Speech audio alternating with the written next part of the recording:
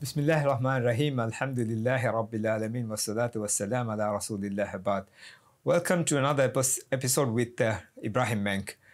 Today we're going to pick a topic which is very current, which is something which is, affecting the entire societies, not only in the Maldives, but across the globe. This is based on a recent incident that happened, which the entire nation is talking about, which is again something has been, coming up every now and then, but the seriousness of it has not been addressed properly. It's about bullying, Sheikh. Right. I think you would have also actually seen that that video where a kid, Yes. a child, was actually bullied inside a masjid while Yes. while the salat was being actually you can hear the prayer, the recitation of Quran at the background. Yes. So why do people bully? Why does somebody has to actually belittle a person, or even harass somebody by words, Yes. let alone being violent, But in this video, we see not only, being abusive in terms of words, but also, being violent and, hitting the person. What? Generally what we find in psychology is that they talk about these people having had trauma in their lives before such incidents begin to happen. So a child that shows violence towards another child, and we know that this usually is not the case with children. They are very merciful, kind, loving, caring, generous. Well, children can be stingy as well, but besides having a few negative characteristics, they are pure at heart. Children are innocent, right? So what would make a child raise their hand to another child? Of course, in this video, the child was quite old. I think he was about 12, 13 years old. Yeah. So we see that while the Quran is being recited in the masjid, and this child is beating another child. And for what? For what? Allah subhanahu wa ta'ala knows best, like why he was beating him, what he achieved from it.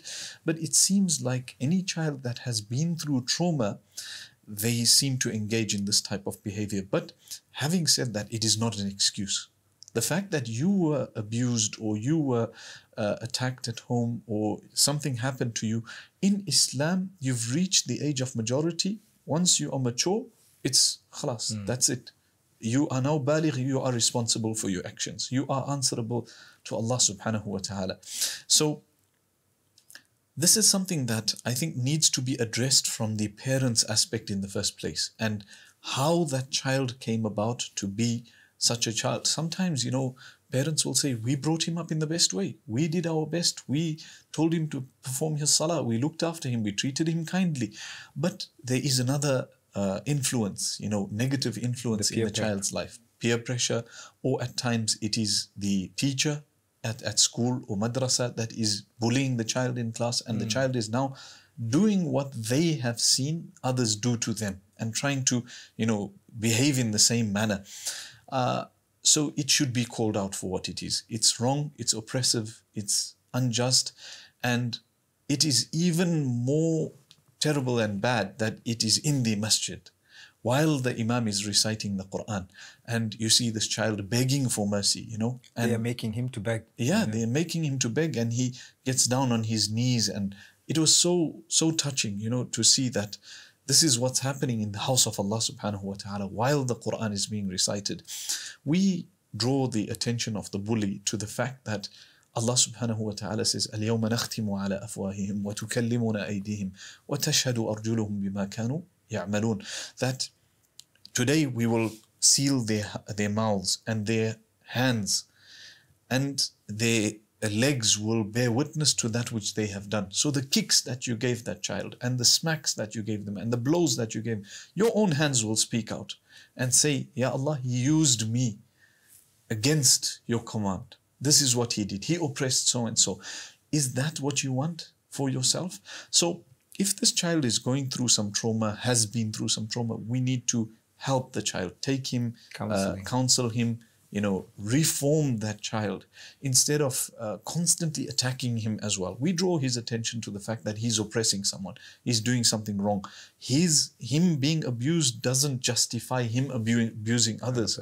But at the same time, we try and have mercy upon him in the sense that, look, it is not over.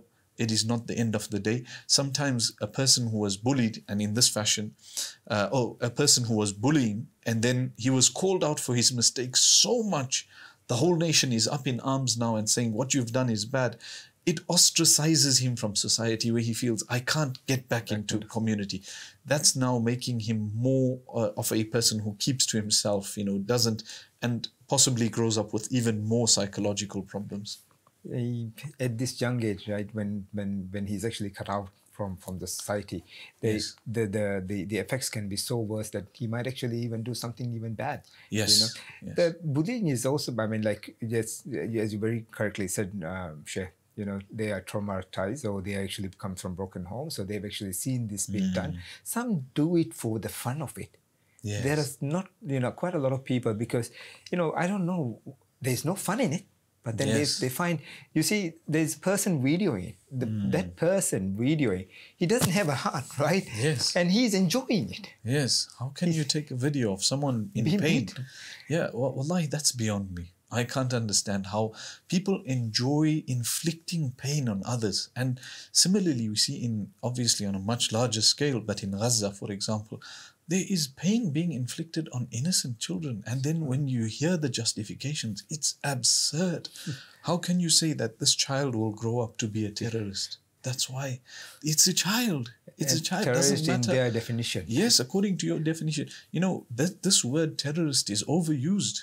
Imagine, if I have someone that I have a grudge with, just call him a terrorist. That's it.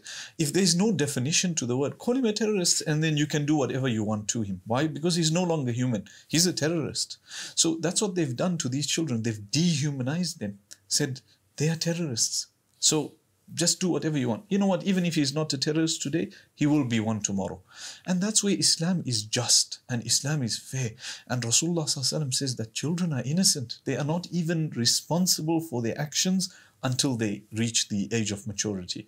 So really, this is, subhanallah, I can't understand, I can't fathom why someone would enjoy seeing another human being in pain.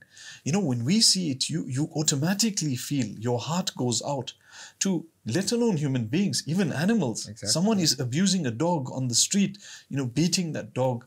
It enrages you. Your heart goes out to that dog. And this is a human being.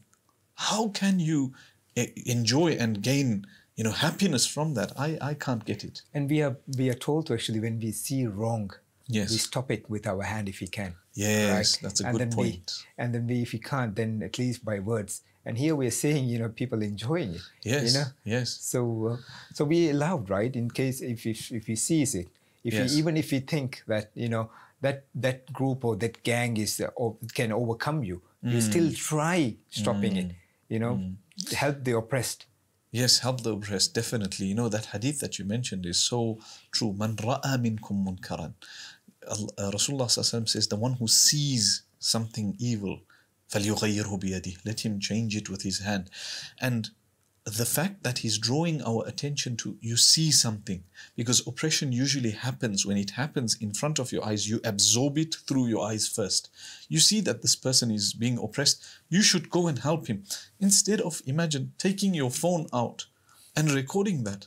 And then it says, فَإِن لَمْ يَسْتَطِعْ, okay, you are too cowardly to stand up and help the person physically, or perhaps you see yourself as weak, you can't do it. Okay, فَإِن لَمْ يَسْتَطِعْ فَبِلِسَانِهِ. So with his tongue, he should say, stop, this is no good. Go to someone, call them, the elders, tell them, look at what is happening in the bathroom. Call the authorities. In the masjid, there are so many elders, they're performing salah. Pick up one, say, come, someone who's entering, come and help. That is what you are meant to be doing. فَإِن لَمْ يَسْتَطِعْ فَبِقَلْبِهِ. So if he can't, then even with his heart, he feels that what is happening is wrong here. That shows that you are a human being. That shows that you are insan, and you understand that it is bad. What is happening is wrong. So change it with your hand. If not possible, then with your tongue. And if not possible, then at least feel that this is bad and we shouldn't be doing this. This thing of simply taking out the phone and recording means that your views on YouTube and on Facebook and Instagram matter more to you than the life of than the life of this human being. Imagine that person, went even further and really harmed this child, or the child was hospitalized, or God forbid even lost his life. Your views mattered more to you than just temporary views of so many million people watching it, than this child, and I can't understand how people's minds work today. They think that the views matters, and imagine the number of people who's cursing him. Yes. But one thing that I often say is that on social media, we tend to forget the one view that is the most important one. And that's Allah Rabbul Izzati wal Jalal. We care about everybody else. Whole world must see this content. But we forgot about Allah subhanahu wa ta'ala. And that is the view that matters most at the end of the day. Today you are living, you spread a viral video out there. What is the value of that video if you die tomorrow? What is the value? Nothing. In fact, it can be detrimental to you. So get up and help the situation. In this case, I think in a way, I don't know whether this child did it for that reason or not, but the one who was videoing, I don't know if he did it to spread awareness. If that is the case and he did it simply to spread awareness, then that could be counted as nahi anil munkar, which is prohibition from vice. He's trying to change it with his hand in a different way. Right, he's putting a video out there so people can see and raise awareness. That also may be an angle that we can come to it from. Now, the other thing is, Shay, we find a lot of, just because of their age, these are, youngsters, 12, 13, they're not the legal age as according to the law.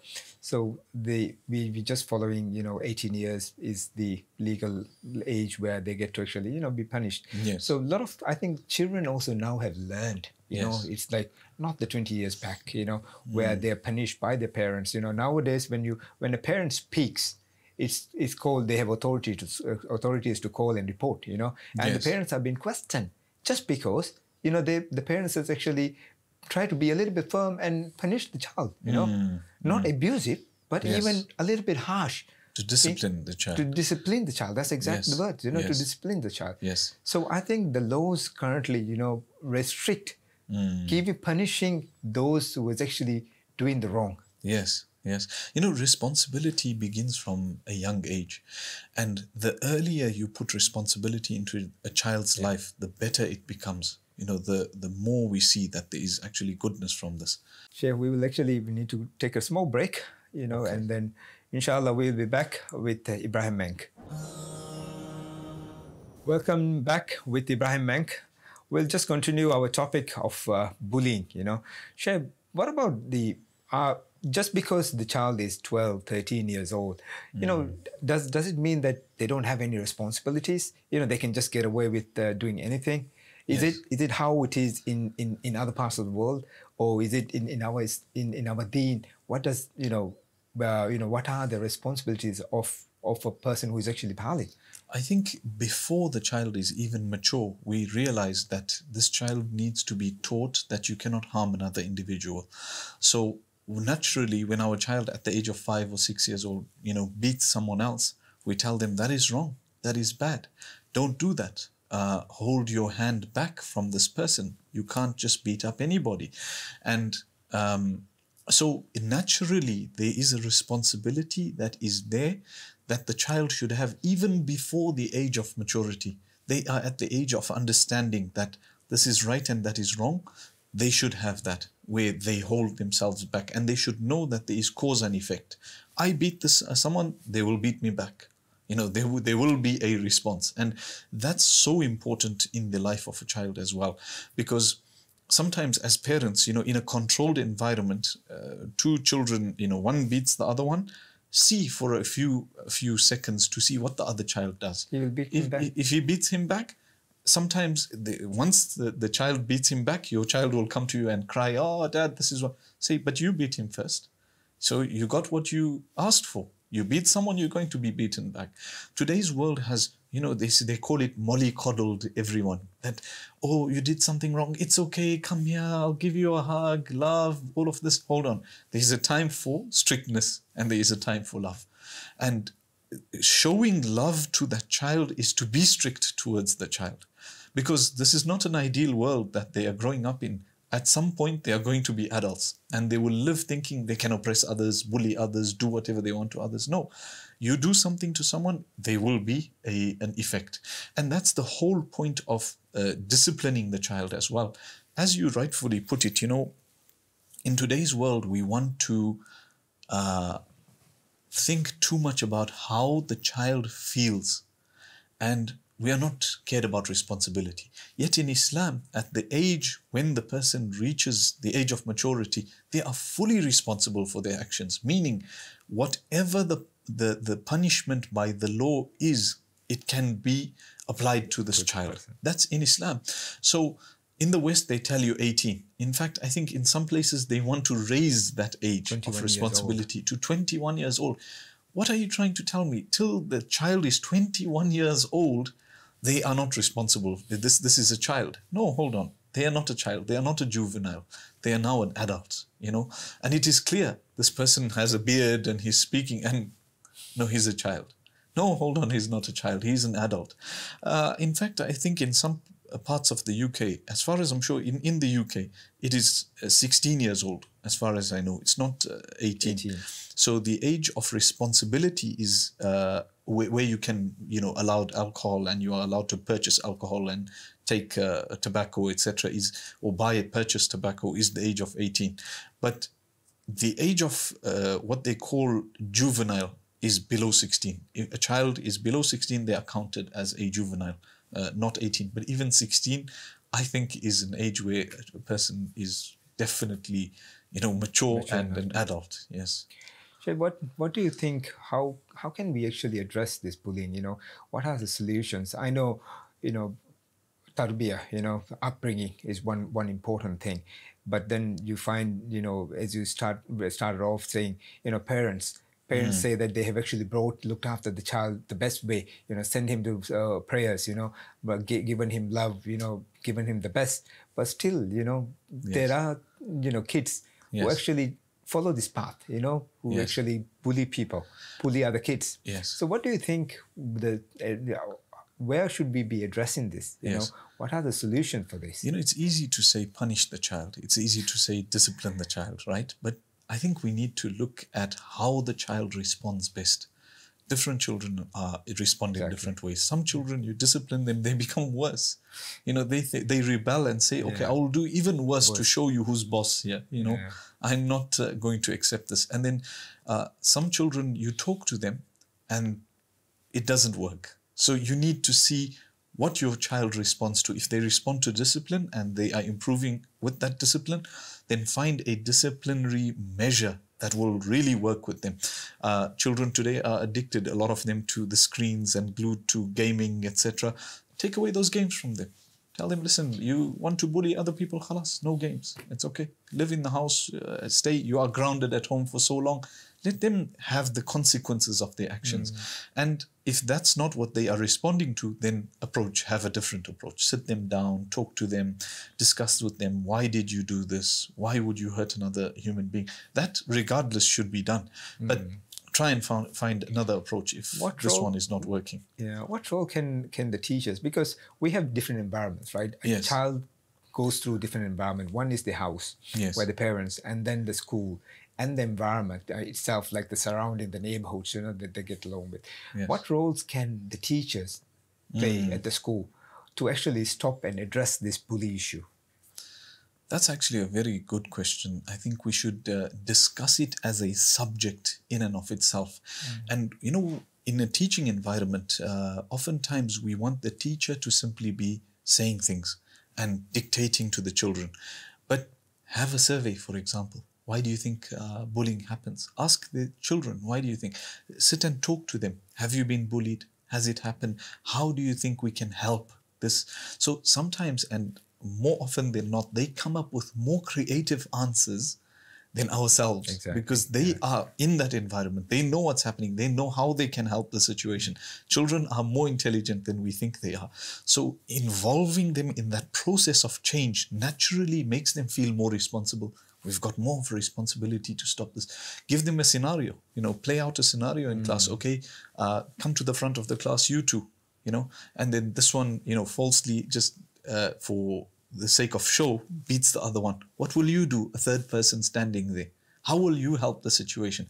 Play it out in their mind so that they can imagine this for themselves. And, it gives them options as well. It's like training the brain. Okay, I've seen this happen. I can either stop it with my hand. I can go and call someone for help. I can do something about the situation. It really helps to get them involved in the changing,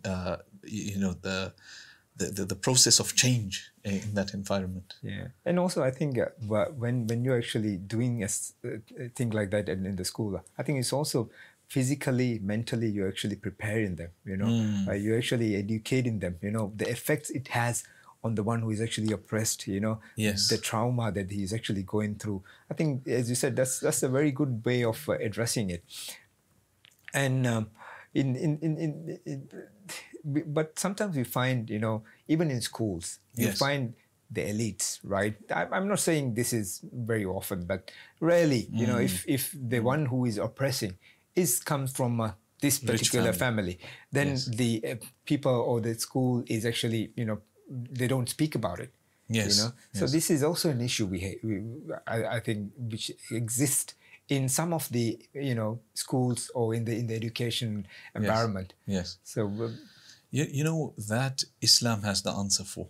Rasulullah ﷺ says that if Fatima bint Muhammad sallallahu alayhi wasallam was to steal لَقَطَعْتُ يَدَهَا, I would have cut off her hand. Today people say, okay, capital punishment is bad and what have you, and this is the Islam says this is the standard of justice, where if my own family member, my own daughter did it, I would have cut off her hand. That is what Rasulullah ﷺ is saying.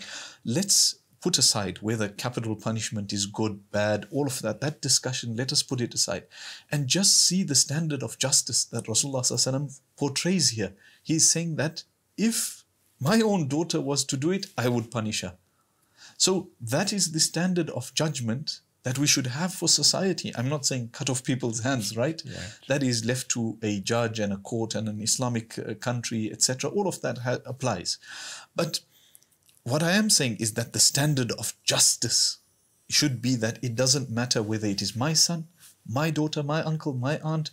Yes, so Islam actually promotes justice even if it is against your own family. يَا أَيُّهَا الَّذِينَ آمَنُوا كُونُوا قَوَّامِينَ بِالْقِسْطِ شُهَدَاءَ لِلَّهِ. O you who have believed, be standing, be of those who stand for justice as witnesses for Allah subhanahu wa ta'ala. Look at that first part of the ayah. As witnesses for Allah subhanahu wa ta'ala. In front of Allah, Rabbul Izzati wal Jalal, you will be a witness. وَلَوْ عَلَىٰ أَنفُسِكُمْ, even if it is against yourselves. أَوِ الْوَالِدَيْنِ, or those who are your parents. وَالْأَقْرَبِينَ, how hard is it for you to stand up against your own parents? We're not saying be disrespectful, but you can be just while being respectful as well. They may see it as disrespect at times, but as long as you know you weren't disrespectful, then that is what is required of you in Islam. You stand up for justice. Say, Mom, Dad, here, I'm sorry, but I stand with the other party. They are right. I'm wrong in this case, for example. I stand against myself. It's okay. I will stand with the opposition because I know I'm wrong. I need to seek forgiveness here. I've done something wrong. Or perhaps oftentimes I give this example because it is so true. We were involved in an accident. We all want to blame the other party. I remember you. Yeah, you were wrong. Sometimes clearly deep down that I was wrong. I'm not going to manipulate anything here. I will admit, put my hands up and say, I'm sorry, I will fix your car for you. Even if you are actually going to bear the cost of it. Yes. Even if you can't bear it, you still admit that it's your mistake and you actually go forward. Absolutely. And that's Islam. At the end of the day, you say, look, it's going to cost me here, but I'd rather pay the price here than pay the price with Allah Rabbul Izzati wal Jalal. So that's Islam for you. وَلَوْ عَلَىٰ أَنفُسِكُمْ أَوِ الْوَالِدَيْنِ وَالْأَقْرَبِينَ, or it is against your own parents or those who are close to you. Close to you. Allah uses that because, you know what? They're close to you, easy for you to stand on their side, regardless of whether they are right or wrong. That's my family member, I'll stand with them. No, right is right and wrong is wrong. They don't even bother checking, what really happened. Since they know, okay, ABCD is the one who's involved. Oh, Yes. they're correct, you know. Yes, yes. That's how it is. Without even knowing what happened. Exactly. No, they're wrong. No, hold on. What happened? Hear from them. Hear from the, it is very difficult to hear from the opposing side, yeah. because automatically your own people say, hey, he's listening to the opposing side. What's wrong? He's against us. Something wrong here. No, they have a right to speak as well. They have a right to say their part as well. And if you silence them in this dunya, do you think you will silence them before Allah? So give them a chance to speak. Let them speak. Let them say their part. And then you can judge, and then you can decide who is right and wrong, with your moral compass and your understanding of what is right and wrong. One thing that I did want to make a small disclaimer in case it was misunderstood is we are not saying that in countries where the law is 18 years old, you should go against the government or you should stand up against that law. Obviously you abide naturally, you are forced to abide by the law of the country that you reside within. I've come to the Maldives, I'm bound by the law of the Maldives. The law of the UK does not apply here, and the law of the Maldives does not apply in the UK, nor does it apply in Timbuktu, for example. So we need to make that clear as well, because sometimes people will actually take just this part and use it against me, because they have an agenda too. So may Allah guide them and grant them the right understanding. Jazakallah khair, Sheikh. That this has actually brought us to another important topic, and I'm sure we have actually addressed this very important issue of bullying. We hope to actually see you back with another topic with Sheikh Ibraaheem Menk. Until then, Assalamu alaikum.